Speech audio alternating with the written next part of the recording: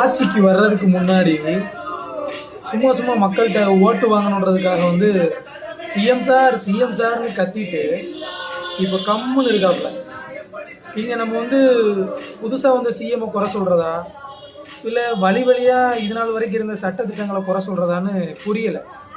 ஏன்னா அங்கே நடக்கிற ஒவ்வொரு குற்றங்களுக்கு பின்னாடியும் வந்து பின்புலமாக இருக்கிறதுன்னு சொல்லி பார்த்தா போதை.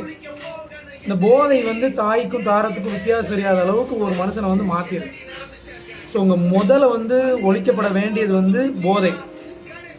ரெண்டாவதாக கற்பிக்கப்பட வேண்டிய விஷயங்கள் வந்து சுய ஒழுக்கம். சுய ஒழுக்கம்னு ஒரு மனுஷனுக்கு சுய ஒழுக்கன்ற ஒரு விஷயம் இருந்துச்சுன்னா இங்கே அவனை கட்டுப்படுத்துறதுக்கு பெருசாக சட்டங்கள் தேவையில்லை.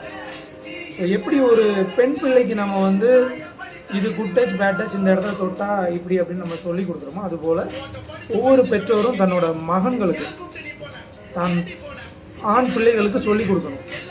இதெல்லாம் தப்புடா, ஒரு பொண்ணை இப்படிலாம் பார்க்கக்கூடாதுடா அப்படின்னு சொல்லி கொடுக்கணும்.